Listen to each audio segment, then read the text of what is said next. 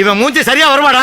சரியா வருமாடா? சரியா வருமாடா? சரி வர மாட்டேன்னு போட்டு அடிக்கிற நீ. நான் நினைக்கிற மாதிரி இருக்கு. நீ எப்படா சரியா வருவ? அண்ணே 90s கிட்ஸ் என்று சொல்லப்படக்கூடிய ஒரு தலைமுறை தங்களுக்கு காதல் வைக்கல, கல்யாணம் அமையலங்கிற கவலையோடு இல்ல கடுப்போடு அமர்ந்திருக்கு. இன்னொரு பக்கம் அது எளிதாக வாய்க்கப்பெற்ற அல்லது ரொம்ப ஈஸி ப்ராசஸா இருக்கக்கூடியதாக இவர்களால் நம்பப்படக்கூடிய ஒரு ஜெனரேஷன் 2K கிட்ஸ் இங்க உட்கார்ந்திருக்கீங்க. ஏன் 90s கிட்ஸுக்கு காதலும் கல்யாணமும் அமைய மாட்டேங்குது? நீங்க நினைக்கிறது காரணம் நிறைய இருக்கு, ஆனா நான் சொல்ல முடியாது. ஒண்ணு சொல்லுங்க. நான் சொல்லவே நான் வந்து early 2K தான். எனக்கு சிஸ்டர்ஸ் எல்லாமே 90s தான். ஸோ நான் மெயினாக அப்சர்வ் பண்ணது என்னன்னா fear of being judged sir. அவங்க பேரண்ட்ஸ் வந்து என்ன நினைப்பாங்க, சுத்தி முத்தி நான் இங்க இருக்கிறவங்க கிட்ட கொஸ்டின் கேட்கறேன். பொண்ணுங்க கூட பேசக்கூடாது, பசங்க வந்து பொண்ணு கூட பேசக்கூடாது, பொண்ணுங்க வந்து பசங்க கூட பேசக்கூடாது.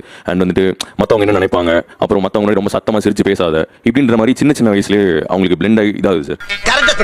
இவங்க வந்து எல்லாத்தையும் பார்த்துருக்காங்க எங்களோட ஏஜ்ல. ஆனா வந்துட்டு எங்க அக்காவுக்கு கல்யாணம் ஆகணும், என் தங்கச்சிக்கு இன்னும் கல்யாணம் ஆகாம இருக்கு, எனக்கு வீடு கட்டணும், அதுக்கப்புறம் நான் செட்டில் ஆகணும், இந்த மாதிரியான கமிட்மெண்ட்ஸ்னு சொல்லிட்டு அதுக்குள்ள போயிடுறாங்க. இருக்காதுன்னு நீங்க சொல்ல வரீங்களா? இல்ல அதான் கேட்க நீங்க சொல்லுங்க. இருக்காதுன்னு நீங்க சொல்றீங்களா? I think they're not used to the dating culture-க்கே அவங்க வரலையோன்னு தோணுது. Like டேட்டிங் கல்ச்சர் அந்த பேரை சொன்னாலே பதறுவாங்கம்மா. அது ரொம்ப டாபுவா வச்சிருக்காங்க. டேட்டிங்னா என்ன? அதாங்க அது கூட எனக்கு சொல்ல தெரியாதுங்க. எனக்கு டேட்டிங் தெரியாது, நான் பண்ணதில்லை வரைக்கும். பதச்சப்படாத, வீட்டில் ஒன்றும் சொல்லிட மாட்டாங்க சார். டேட்டிங்னா வந்து இப்போ ஒரு மீட்டிங்ல இப்பவே கண்ண கட்டுது. 2 பேருக்கு ஒர்க் அவுட் ஆகுதா இல்லையா அப்படின்றத ஒரு மீட்டிங்ல அவங்க சொன்ன மாதிரி ஒரு காஃபி ஷாப்ல 2 பேரும் பேசி பார்க்கறதுலே முதல் கட்டமா தெரிஞ்சிடும். அடுத்த கட்டமா எடுத்துட்டு போலாமா இல்லையான்றத முடிவு பண்றது தான் டேட்டிங். சிம்பிளா சொல்லணும்னா நம்ம ஒரு 30 minutes பேசுறோம், ஒருத்தரை பத்தி ஒருத்தர் தெரிஞ்சுக்கிறோம். அது வந்து அடுத்த இடத்துக்கு போகணும்னு அவசியம் கிடையாது, போக வேண்டாம்னு இல்ல. பட் இன்னொருத்தரை பத்தி தெரியுதா, அவரை பத்தி கொஞ்சம் கேள்வி கேட்டா நம்மளால அவரை பத்தி பேச முடியுதா, சோ தெரிஞ்சுக்கிறது அவ்வளவுதான். இவ்வளவு நாளா இது தெரியாம போச்சே. டேட்டிங்னா 2 பேர் பேசுறது. சோ பேசிக்கலி யாரோ ஒருத்தரை பாக்குறேன், எனக்கு பிடிச்சிருக்கு, do you want to meet me, like ஒரு கான்வர்சேஷனுக்கான ஸ்பேஸ் நமக்கு நாமே கிரியேட் பண்ணிக்கிறது தான் டேட்டிங். ஓகேங்களா? என்ன ஒரு விரிவாக்கம், என்ன ஒரு தெளிவுரை. இவ்வளவு சீக்கிரமா புரிஞ்சுக்கிட்டீங்களா? உங்க மகன் எனக்கு பிடிச்சிருக்கு, என் மகன் உங்களுக்கு பிடிச்சிருக்கு, பட் உங்களை பத்தி எனக்கு எதுவும் தெரியாது, சோ எதுவுமே தெரியாதவரை லவ் பண்ண முடியாதுல்ல. So then we start dating. So we attracted to each other. ஆனா இது அடுத்த கட்டத்துக்கு புரிதல்ங்கிற அளவுக்கு நமக்குள்ள ஏதாவது இருக்கான கேஷுவலா ஒரு டாக் பேசி பார்க்கிறது. யாரெல்லாம் இங்க டேட் பண்ணிருக்கா சார்? பொண்ணு பாக்கும்போது பையனை கூப்பிட்டு உட்கார வச்சு பேசியிருக்கேன். தனியா பேசும்போது அது டேட்டிங் இல்ல. பைத்தியக்காரி இல்ல சார், அவங்க சொன்னதுதான் வீட்ல பார்த்து சொல்லிட்டாங்க. சோ அந்த பையன் நல்லா செட் ஆவானா மாட்டானான்ட்டு ஏமா அது வேறமா அவங்க சொன்னதுதான். பையன் போட்டோ காமிச்சு எனக்கு என்னன்னா இதுவே உங்களுக்கு புரியலனா இவங்க எப்படி நம்ம கரை சேர்க்கிறது? ஆனா அந்த பையன் மெதுவா தான் வருவான். ஒருவேளை இப்ப நீங்க டேட் போறீங்க, அப்ப வந்து பிடிக்கல அப்படின்னா அதோட விட்டுருவீங்க, அது அப்படியே ஃப்ரெண்ட்ஷிப்பாவே அப்படியே கண்டினியூ பண்ணிப்பீங்க. ஏன் இவங்களுக்கு காதலோ கல்யாணமோ அமையவில்லை? சார் அப்பா அம்மா பார்த்து கல்யாணம் பண்ணி வைப்பாங்கன்னு வெயிட் பண்ணிட்டு இருக்காங்க சார். உட்கார்ந்துட்டு திமிரா உட்கார்ந்துட்டு பேசிட்டு கூடாது. ஆளுக்கு பெரிய நீங்க தான் பெரிய அறிஞர்கள், பிறக்கும் போதே 6-7 மூளை வச்சு உங்களுக்கு படைச்ச மாதிரியும் நாங்கெல்லாம் களிமண் நம்ம வச்சிருக்கிற மாதிரி மண்டைக்குள்ள அப்பா அம்மா பார்த்து கல்யாணம் பண்ணி வைப்பாங்க. அப்படி ஒரு செட்டை வெயிட் லவ் பண்றது தப்பு. அப்பா அம்மா பார்த்து கல்யாணம் பண்ணி வைப்பாங்க, அது அப்பா அம்மாவோட பெருமை அப்படின்னு நினைக்கிறாங்க சார். ஓகே. ஜாதகம் பாக்குறாங்க, நல்ல வரன் வரும்னு வெயிட் பண்றாங்க, ஜாதகம் செட் ஆகுறது இல்ல, மாப்பிள்ளைய பிடிச்சிருந்தா ஜாதகம் ஒத்து போறது இல்ல அப்படின்னு சொல்லியே நிறைய பேருக்கு கல்யாணம் தள்ளி போய்கிட்டு இருக்குன்னு நான் நினைக்கிறேன். இவாடுக்கு ஏதாவது சொல்லிட்டு போயினா அனுப்பிக்கிறது யாரு? பாவம்ல போடா, நீ பஞ்சாயத்துல வந்து கிழிச்சு போ. பேசிக்கா நானும் சொல்றாங்க, ஒன்னு ஜட்ஜ்மென்ட் ஆயிடும் பயப்படுறீங்க, அப்புறம் பெற்றோர்கள் கல்யாணம் பண்ணி வைப்பாங்க நீங்க வெயிட் பண்றீங்க. மூணாவது இன்னைக்கு இருக்கக்கூடிய ஒரு எக்ஸ்பிரஷன் உங்ககிட்ட இல்ல அப்படின்னு சில விஷயங்கள் சொல்றாங்க. இப்போ உங்ககிட்ட கேக்குறதுன்னா இவங்களுக்கு டக்கு டக்கு லவ் அமையறத பாக்குறப்ப உங்களுக்கு என்ன, உங்களுக்கு எப்படி இருக்குது? அமையாத என் வயித்துல சும்மா விட பண்ணலாம், பார்த்து நல்லா இருந்துக்க. அப்புறம் வயிற்றுல சார் வயித்தெரிச்சல ஒரு படத்துல வந்துட்டு கண்ணாடி பார்த்தா அவங்களே காரி துப்பிட்டு தோத்துக்கிட்டே இருக்கியடா அப்படின்னு சொல்லுவாங்க. அந்த மாதிரி சொல்லணும்னு தோணுது சார்.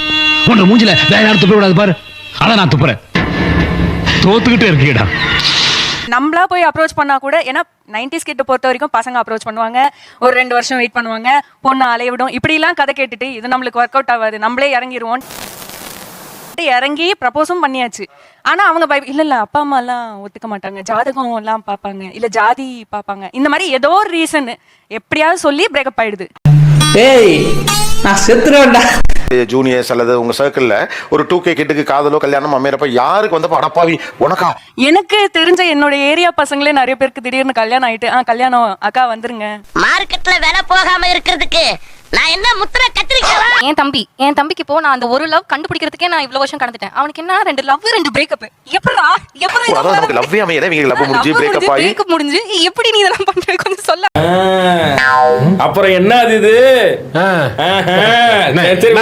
எங்க வீட்லயுமே அது வந்து ஓகே இப்போ என்ன அவங்க சொல்லி ஒன்றும் கேட்க போறது கிடையாது, அதனால விட்டுறாங்க. அப்ப உங்களுக்கு ஒரு 90s கிட்டா தம்பி வந்து 2 லவ் பண்ணா அதுல ஃபெயிலியர் வேற இருக்கு, அதெல்லாம் வீடு சாதாரணமா எடுத்துக்கிறாங்கிறப்ப உங்களுக்கு எப்படி தோணுது? மென்டல் டார்ச்சர்ல நீ எதனா எசுக்கு புசுக்கா பண்ணிட்டு போய் உள்ள உட்காந்துலான்னு பாக்குறேன் ப்ரோ. கட்சியில நான் அதுக்கு தான் ப்ரோ ட்ரை பண்றாங்க. நான் வந்து எங்க ஊர்ல ஃப்ளெக்ஸ் கடை வச்சிருக்கேன், டிசைன் பண்ற கடை. ஓ, இன்னும் வைத்திருக்காங்க. நான் ஃப்ளெக்ஸ் கடை வச்சிருக்கும் போது அந்த பையன் சொல்லிட்டு போவான், நான் இந்த மாதிரி பேனர் அடிக்கணும் அப்படின்ட்டு சொல்லு பாருன்னா எங்க அண்ணனுக்கு கல்யாணம் அப்படி சொல்லுவான். சரி கொடு அப்படின்னு சொல்லி அடிச்சு கொடுத்துருவேன். கொடுத்துட்டு மறுபடியும் ஒரு 2 months 3 months வரைக்கும் திருப்பி வருவான். ஏன் ஒரு அண்ணன் தானே இருக்கு, எதுக்கு வரேன் அப்படின்னா நான் மேரேஜ் நான் சொல்லு யாருக்கு எனக்கு தான் மேரேஜ் அப்படின்னு அடி பாப்பேன் மேலே கேளையும். அவன் போட்டோ டிசைன் பண்ற போது வரும் பாருங்க ஒரு வயிற்றுல, அது என்னைக்குமே யாரும் சொல்ல முடியாது. என் மனசுல உள்ள பாரமே குறைஞ்சிருச்சு. சார் ஓப்பனாக சொல்ல போனால் எனக்கு வந்து இப்போ ஒரு மேரேஜ் ஃபிக்ஸ் பண்ணியிருக்காங்க. பொண்ணு நம்பர் என்கிட்ட இருக்கு.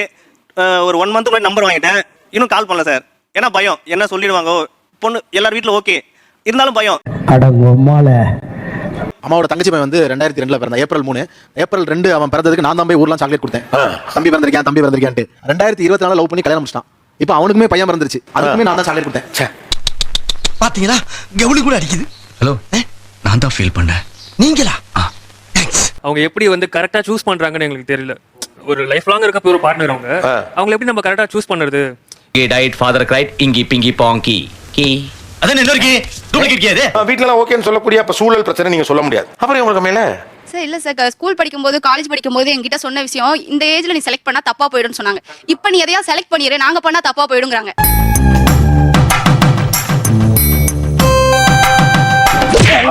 நாங்களாம் பாய்ஸ் அப்படிங்கிறவங்க அந்த கேங் என்ன பண்ணுவீங்க? நான் காலேஜ் படிக்கும்போது ஒரு பொண்ணுக்கு கொண்டு போய் ஒரு டைரி மில்க் வாங்கி கொடுத்தேன். அதான் வந்து எங்கள் கேங் ஃப்ரெண்ட்ஸே பார்த்தாங்க.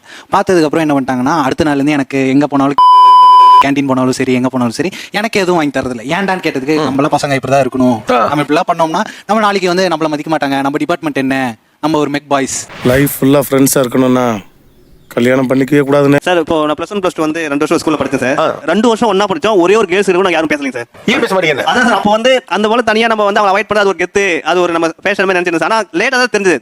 அப்ப புரியல, இப்ப புரியுது. இத்தனைக்கும் அது நான் பண்ண லவ் வந்து ஒன் சைட் லவ்ஸ். அந்த ஒன் சைட் லவ் இன்ன வரைக்கும் நான் மறக்க முடியல. அதுதான் சார் அட்டாச்மெண்ட் இஷ்யூஸ் இருக்கு 90s கிட்ஸ் கிட்ட. அவங்க ஒரு சின்ன சின்ன விஷயத்துக்கு கூட ரொம்ப ஈஸியா அட்டாச் ஆயிடுறாங்க. நான் ஒத்துக்கிறேன். ஐ அம் சரண்டர். நான் உன்னை காதலிச்சிட்டேன்னா அதில் நான் ஜெயிக்கணும். அதெல்லாம் தோல்விக்கு பயந்துகிட்டே லவ் பண்ற மாதிரி இருக்கு. அந்த ஃப்ரெண்ட்ஷிப்பே ஒரு நல்லா பேசிட்டு இருந்த ஃப்ரெண்ட்ஷிப்பே ஒன்றும் இல்லை, இது இல்லாட்டி இன்னொரு ஃப்ரெண்ட்ஷிப் கிடைக்கும். ரொம்ப நாளா இந்த போங்க தான் ஆடிட்டு இருக்கோம். கடல் நீரும் உப்புத்தான், கண்ணீரும் உப்புத்தான், உங்களை நம்பினதே என் தப்பு. லைக் ஒரு 2 வாட்டி மீட் பண்ணிருப்போம், 3வது டேட்டே வந்து கமிட் ஆயிடலாம், மூவ் இன் பண்ணிக்கலாம். அப்படி எது தேர் ஓவர் ஃபாஸ்ட், இல்லனா தேர் வெரி ஸ்லோ. லைக் ஒரு வருஷம் மீட் பண்ணிட்டே இருப்போம், but they are not moving anywhere. ஒரு ரிலேஷன்ஷிப்னா 2 பேரும் ஒரு பாயிண்ட்ல மீட் பண்ணாதானே அது ஒரு ரிலேஷன்ஷிப்பா மாறும். But how are they able to compromise also having or holding their stance very clearly? நான் சொல்றது உங்களுக்கு புரியுதா? கடைசியா புரிஞ்சுதானே கேட்டீங்களா? அது மட்டும் புரிஞ்சுது சார். ஒரு இடத்துல வந்து கண்ட்ரோல் அப்படின்னு வந்தா அந்த இடத்துல காம்ப்ரமைஸ் பண்ண முடியாது. 90s வந்து கண்ட்ரோல் எடுக்கறாங்கன்னு தோணுது. எவனோ உருட்டி விட்டா அந்த உருட்டை நம்பிட்டு போட போடிக்கிட்டு இருக்கீங்க. இல்ல